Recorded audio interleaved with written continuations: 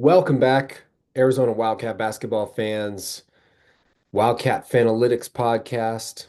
Jesse Johnson, your host, your solo host today because my main man Mike got sick and completely lost his voice. So he was totally amped and prepared and psyched, and I will do my best to represent what I think are some of his insights and views. Though, of course, no one can do it quite like Mike.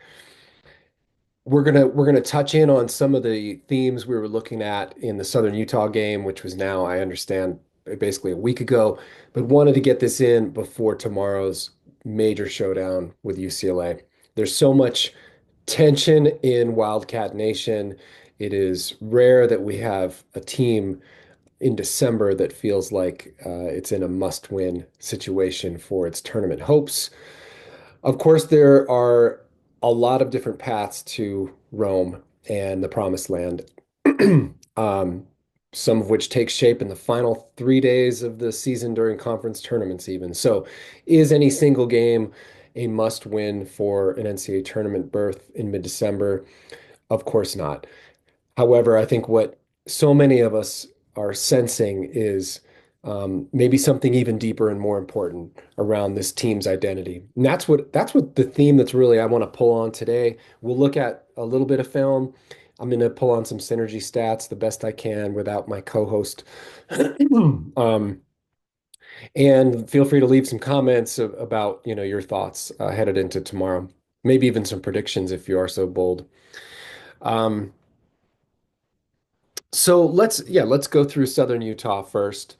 And I'm going to actually go through what Mike requested we show. I think interpreting his bullet points here, I think what he was highlighting was some moments where Caleb Love's doing some things that are promising outside of his normal erratic shooting, and then also areas where our defense is emblematic of some of the or symptomatic of some of the deeper questions we have about it.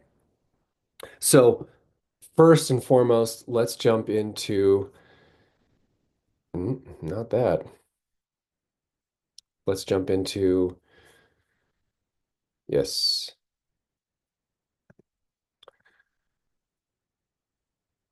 Hang in there 1 second. Let's jump in there with the Southern Utah highlights. So this first possession, um, I believe, is Caleb Love facilitation with Tobe Awaka. This probably made most highlight reels. I think that's this one. So where he's going to deny the ball screen, something he's talked about, even if you watch that recent pressure, is just the way he's being guarded and adjusting to it. So here he denies the ball screen, he attacks the rim, and he finds Awaka. What I love about this is that we struggle with Caleb's decision making. And this is the reason why it's so frustrating is because not a lot of guards can make this play. This is pretty good vision here. If you look at this, there's a wall of four defenders blocking his vision. There's only one really eligible recipient on our team, and he threads the needle here. So beautiful play. I think the theme remains make the simple play. And if you listen to the presser yesterday, which I encourage you to do, Tommy actually spoke pretty candidly about his expectations of Love and really like his performance stemming from his willingness to take every play really seriously is the way I interpreted it on defense especially. So here's one Mike wanted to highlight where he's just like a little lost on defense. You can see he's sort of shading the ball handler. Again, we didn't get the whole play here, but here's his guy just waiting in the corner, and he gets back, but then that little hesitation causes again, I think that could also be on KJ. Um, causes KJ to jump in and we leave a shooter open. And I think what underlies this, without trying to get too technical or presumptive about what was supposed to happen where, we have a lack of clarity that expresses itself through all these little plays. Um, And I think my hypothesis is that this stems from a lack of conviction around identity. So here's another one Mike wanted us to show where Townsend gets a little lost. This is at the end of a press. So Townsend's actually at center court here. I'll say more about identity. So this is first of all, an amazing play by Bryant to recover and make that block. Quick shout out to Carter Bryant. He's actually my Bear Down Award recipient against Southern Utah. Uh, he's still building his confidence clearly as a young guy. He's not there. He would probably laugh if someone said, "Hey, this dude was singing your praises." He got to the free throw line 9 times. Yes, he made five only, but I'm not too worried about that right now. I think it's way more important that he's actually able to get to the line. So 9 rebounds. I think he had 5 assists and 9 free throws in what, 21 minutes as a starting freshman. I love this. And I think if he can build upon this, all it's going to take, I think he is like a couple made made shots, meaning not just standstill threes, but I think he needs to get through the teeth and come of the defense and lay a ball in or get a dunk in traffic and just relax his nervous system enough to be like, okay, I belong here. You can see it coming, right? Like this kid is going to raise the ceiling of this team. So Carter Bryant, for an 18-year-old on a team that's sort of struggling with its focus and connectedness on defense, this kid's showing up and playing hard on both ends, even through his own off, he's trying to discover himself in this system, clearly. So awesome block there. This is about Townsend. He gets lost. Who's he guarding? What's happening? Little just microseconds of confusion creating open threes. And I think we've seen this throughout where we can look pretty good for 90% of a defensive possession. Here's another one. And then one little mistake and it really like a stupid mistake. And then all of a sudden you got an open three. Case in point. So let's watch that one again. So here, let's just watch our set. So first of all, who's on the court? We've got Conrad in the corner, KJ, Townsend, Del Orso, and Krivas. 15 on the shot clock. So far we're in good shape. Everybody's eyes are up. We're in guarding stances. Like some of the fundamentals are intact. Let's start there. And then this guy's going to run just a little sort of back screen play. Townsend gets picked here. And then all eyes are on the ball. I'm not sure there's communication happening. And then boom, he pops out. Krivas doesn't help. And there you go. So just, I mean, to me, kind of basic stuff. That's going to happen every once in a while, yes, but it can't be a trend for a team that fancies itself as um, a serious program and a serious title contender. You're just not going to win championships with that being your sort of default. So I had planned a little bit of a bigger presentation around this today. I'm not going to do too much without Mike. I'd really appreciate saving this for his intellect and insight. But I just did some digging and I wanted to look at Houston's coverages and defense. And there's this great video on YouTube for anyone who wants to look at it. Shout out Hoop Vision 68 is the channel breaking down like what makes Houston's defense go. And I'm not saying that we should become Houston or not, but I wanted to look into. I'm fascinated by fringe trends of excellence, right? And Houston is this quirky program that isn't necessarily like historically a Power Five talent factory. Yet in Kelvin Sampson's era, they're consistently one of the best defensive performing teams in terms of advanced metrics and efficiency metrics. And so I like digging into to teams like this. And what I discovered is that their schemes are what they are. Everybody has to choose how they're going to address this, but it's not so much what you do, but how you do it and potentially who you are because of it. And so what I notice about Houston, if you want to follow along here, these are cherry-picked clips of Houston's excellent possessions, right? So just disclaim that. I'm sure we could talk to diehard Houston fans and they would grumble about, you know, certain things that are frustrating about their team.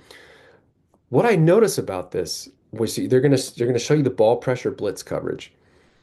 What I want you to watch is not the blitz, but watch the back three guys and watch how quickly they respond to the blitz coverage in this clip. Here we go.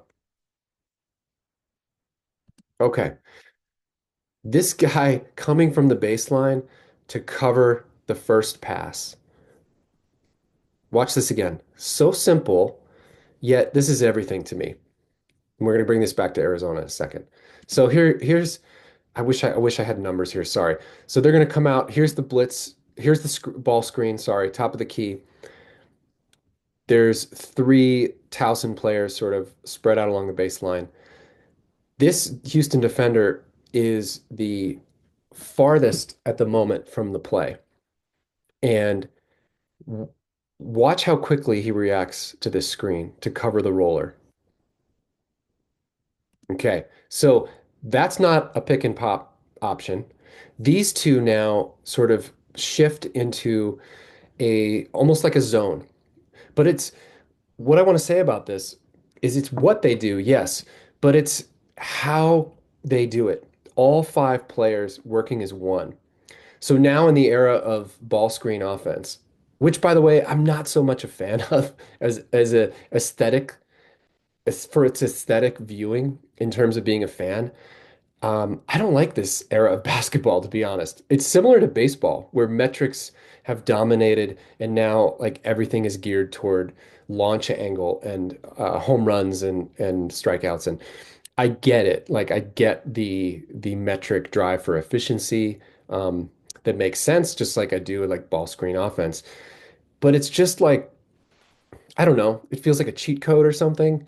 But what I love about Houston is in response to this era, they've said, we're going to dictate the terms. And there's an energy about it when they play. So they're doing their defense almost feels like offense. So I'm going to let it run while I'm blabbering. But so these guys are in a zone and then they recover with just quick communication. So let's let a couple clips run. You're going to see their ball pressure. Here's the side screen, immediate blitz, and watch these other three guys. This is a different set, and this is Iowa State on the road. So now you're in like this guy drifts to the paint. So basically, where's their fifth guy? I've lost Iowa State's fifth guy. There may be a guy in the corner here. Let's see. But the blitz is so effective that this guy's all the way out at half court anyway. So if you can do that, then you have so much leeway to recover.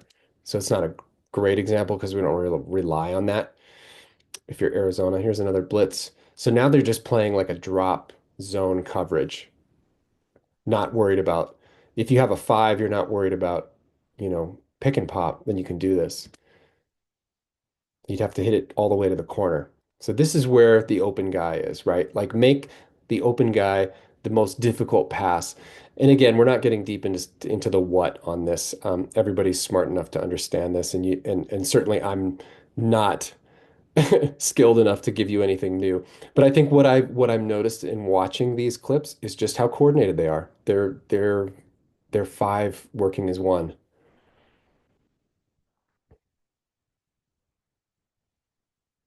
Again, five working as one. Switch. Look at that rotation. Some of it's just like just do the easy move, right? Look at that recovery, communication, make the ball handler turn his back. You can go back and watch some of these. Um, one more.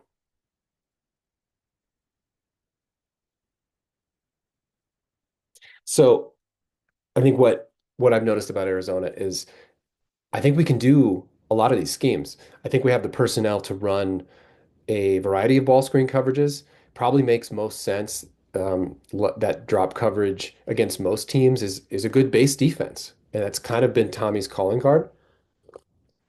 It makes sense. And I think what Mike and I and several of you have been calling for a couple of years in the Balo era is, okay, you're going to play drop, that's fine.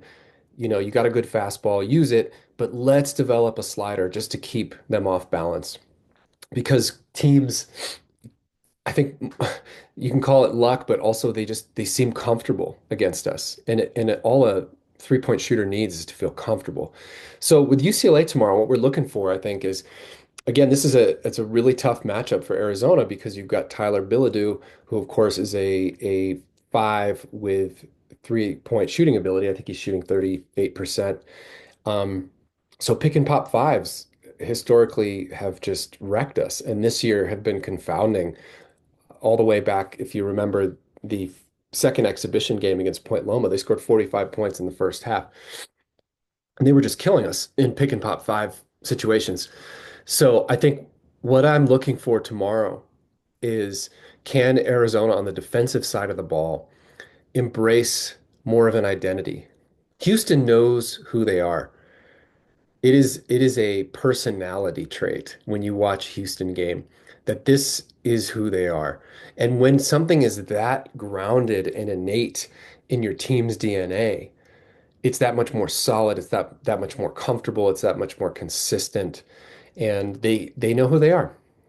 And I thought something that was really telling, and this will transition us into this study on the offensive side, is one thing Tommy clearly respects about UCLA, and one thing I frankly respect about Mick Cronin is that they have a plan. Tommy says they have a plan, which is Tommy speak for they know who they are.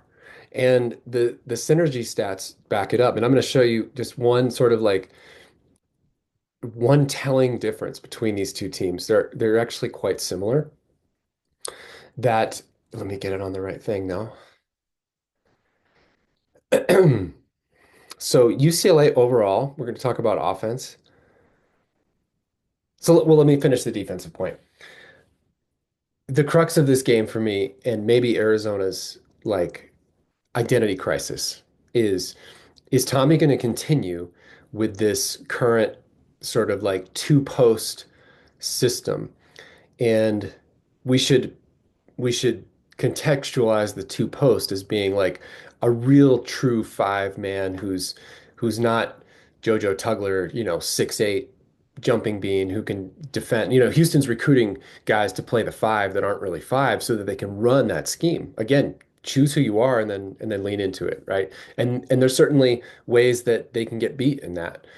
Um, but they're banking on what they do as sort of creating the best foundation for being successful. Tommy has banked on being the biggest and strongest team on the court. What that means is in this new era, of course, as we've all seen time and again, is that we just get smoked in drop coverage. We have our five-man picked on and picked apart, and we are vulnerable to open catch and shoot threes.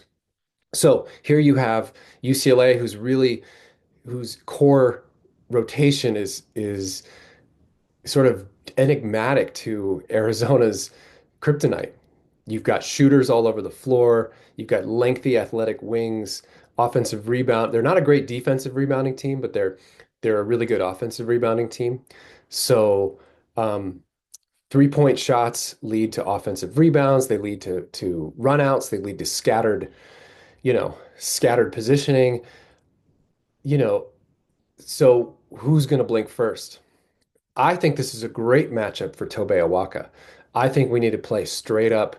I think we need to, um, we need to play at the level, at the line of scrimmage, as Kelvin Sampson would call it, with ball screens, because Dylan Andrews is going to attack Krivas, he's going to attack Awaka, and he's going to attack and see what they can get early. And if we're in drop, he's going to dribble in and either drop in a bunch of floaters or we're going to help off the wings, and Eric Daly and Kobe Johnson and all these other folks are going to get wide open looks. They're, a very pedestrian three-point shooting team, but that overall stat doesn't really matter in a one-game scenario. They were 12 for 23 against Oregon, including a banked three by Andrews to win. If they're 11 for 23, they lose. So they aren't super dangerous otherwise. I think we match up well in terms of limiting paint touches and twos, but this is a team that could just kill us with 1,000 jump shots, right? So this is an incredible test for this Arizona team, which has struggled so mightily to earn its defensive identity and to decide what lane it's in. Tomorrow it needs to take a step forward. It needs to be solid. It does not need to be blitzing. It just needs to be communicating and connected. And if five guys can work as one in coverage, we have all the personnel we need. It's not about one-on-one matchups. It's about how well our five-man unit can work together. Okay, that being said, let's shift over to the offensive side of the ball because I think the main difference in these two teams, again, comes down to leadership and identity. And I'm not saying one is right and one's wrong or one's good and one's bad, but the numbers are very telling about why one team is 8-1 and the other's 4-4. So interestingly enough, you might not guess this. I certainly did not. The overall, if you take all the possessions, this is per synergy stats. Thank you again, Mike Defoe. All possessions, right, for all games. Each team, I think UCLA's played 9 games, Arizona 8. They have the exact same points per possession, 0.975, which is pretty good. It's above average. The difference is that UCLA has its, when you talk about its play types, its shot types, it is front loaded with its best offense in terms of frequency. So their highest amount of possessions um, are in spot ups, transitions, and pick and roll ball handling. And then fourth, it's sort of a distant fourth, is post ups. The first three, they're above average. Their spot up game is well above average. Their transition game is very good, and their pick and roll ball handler with Andrews is above average. The rest of it really, it's like a linear curve. All the stuff they don't do well, they don't bother doing. So to me, with that, except for handoffs, but they've only had 14 possessions. So let's not, we need a bigger sample. But what that says to me is that, again, Tommy's comment, they have a plan. They know who they are, they know where their strengths are, and their team is built around that. So whatever I want to think about Mick Cronin, and believe me, the way he represents his players in press conferences, post games, it's appalling. I would need to know a lot more about him. If my son wanted to play for UCLA, I would have a lot of questions because it's unbelievable the way he throws his players under the bus. Be that as it may, players are still going. They want to play for him, and he has something organized. He knows who he is, and he wants to do it. So I don't know that it's a super healthy program, but it's pretty coherent for what it is. And it's the coherence that we're lacking in the Arizona side of the ball. So Arizona, conversely, when you look at its play types, we're sort of like a little bit inverted in the types of plays that we're not that great at are our most common possessions, right? So spot up, number one, we're average. Um, Transition, we're not that great. We're okay. Pick and roll ball handler, we're even worse. And those are the top three, play types that we've had, like by far. And a lot of that is to the guard dominated shot selection, which I'll get to in a moment. But then when you invert it and you go to post ups, offensive boards, and handoffs, we're very good. Synergy actually calls it very good. We're very good to excellent. And but these are the plays that we're not getting off. So I think it matches in the way that for the first time in 4 years, I, as an Arizona fan, I'm watching this team and I'm like, they're they're not running the stuff that seems to lend itself to their personnel. And that's not to take a personal attack at anybody, just to say like we're just not running our offense in a way that seems to be efficient and seems to take advantage of its strengths. So that has been a thing that I think has slowly started to turn from the Duke game. And clearly there's an emphasis on getting post touches. And so to come back to the crux of this game with UCLA's front court, having lost a Bona, maybe the only way that this UCLA team's taken a step back is the loss of Bona in the interior defense. But yet they're a top five defensive team versus our just shoving it into the post. with Krivas and Awaka and possibly a little bit Henry and Townsend. So I do think one bright spot of the Bahamas was we found a way to get Townsend the ball and get scoring opportunities, and his efficiency is quite good. So we need to keep getting him the ball. And if Krivas is going to be in there, sort of like Del Orso, if those guys are going to be in there, you have to get them shots because they're really iffy on the other end of the ball, on the other end of the court, sorry. So the question I have and what you should be what I'm going to be watching for earlier in the game is can Krivas get to the line? Because that's where he kills people. It's again, it's not sexy and it doesn't really stand out as being dramatic. Um, but Krivas really, really kills people in the post with free throws. So can he make a few shots? Can he get to the line and get them in foul trouble? The best defense against Bilodeau might be to get him in foul trouble. I personally hope Awaka starts because I think we need to really establish a defensive line of scrimmage with those guys and just our own, for all the reasons I talked about a few minutes ago. But then when Krivas is in there, you've got to make them pay. He's got to make shots. He's got to hold on to the ball. This UCLA team is elite at getting you to turn it over. I think shout out Jason Shear, Wildcat Authority preview. Go listen to that podcast. He had some nice Ken Palm data. I think Shear said that UCLA is number one in the country in non-live ball turnovers. So all those frustrating little travels and stutters and bobbling the ball out of bounds, get ready for it, right? So Krivas is gonna have to be really strong with the ball. Just go up, man. Just go up and take the hit. That's what we're hoping for. But Arizona needs to start to invert that efficiency, that play type chart. Can we get away from guarded threes and really tough shots from our guards? And can we get into the paint? Now, transition. Last thing I'll say, transition offense is so interdependent with the quality of defense because it comes most often in stops and turnovers. And this is why Arizona like either wins by 40 or, loses by 10. Same thing in the Lute Olson era because they're so live ball turnover dependent. That's when they really wear teams down and they get easy buckets. And if you can get 6 or 8 uncontested layups, like that creates game pressure that then starts to take its toll on other teams. But as we all know, and Mike and I've certainly been saying this now for a couple of years, the good teams aren't going to succumb to that. So if you're watching the Southern Utah game, you're like, great, 55-23 looks awesome at the half. But what does our base defense look like when they're not turning the ball over? And that's what I want to see look better.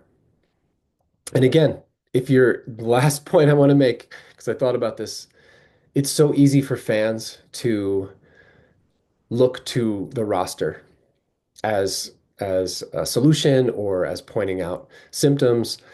And I get it. It's the sort of concrete way that a tangible way that we can grab onto something and imagine it being different. Do you think there were many Division I coaches this past April when the portal opened who said, "Gosh, we could really be a good defensive team if we get that slow center from Oregon State." So if you want to challenge our personnel, just keep in mind that UCLA currently has a top five defense with Tyler Bilodeau anchoring it. And remember that it is about commitment, effort, connectedness, communication, and like the willingness to dig in. So tomorrow we're going to find out another chance to find out if this team has the ability to improve.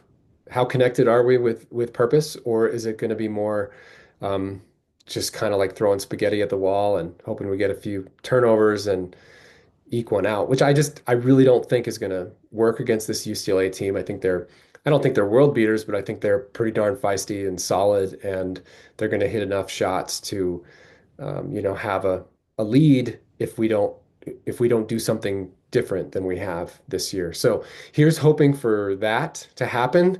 Let's see if, in the Tommy Lloyd era, we can have an improvement arc. We'll probably say more when Mike's back in the coming weeks, and we'll see how the coming weeks unfold. But it definitely feels like a big, tipping point opportunity moment for Tommy as we're in year 4 now. So, you know, something good's got to happen here. We've got to be able to prove, he's got to be able to prove that he can be a leader in the way that helps the culture of a team take a step forward in its identity formation. So schemes, stats, all that is sort of great, but it's going to be a byproduct of just, a leader being able to sit down with his guys and say, like, this is who we are and this is the line. And we're gonna draw a line around stuff that just doesn't help our team win. And if you cross that line, we have to get back inside the circle together. And I don't know. I don't know how well he's done that so far. So yes, guys like Cronin and authoritarians like, Simpson, Cronin, Hurley, yeah, they represent there's problems to that style as well. But if we're just kind of parsing out the little bits of medicine that our program could use, it could just use like a little drop, little drop of clarity, coherence, and some some some conviction to say like this is the line. Nobody crosses the line. This is Arizona basketball, and let's get it done. All right, everybody. See you next week, hopefully with Mike. Um, and let's bear down and hopefully we're talking about a 5-4 team next time.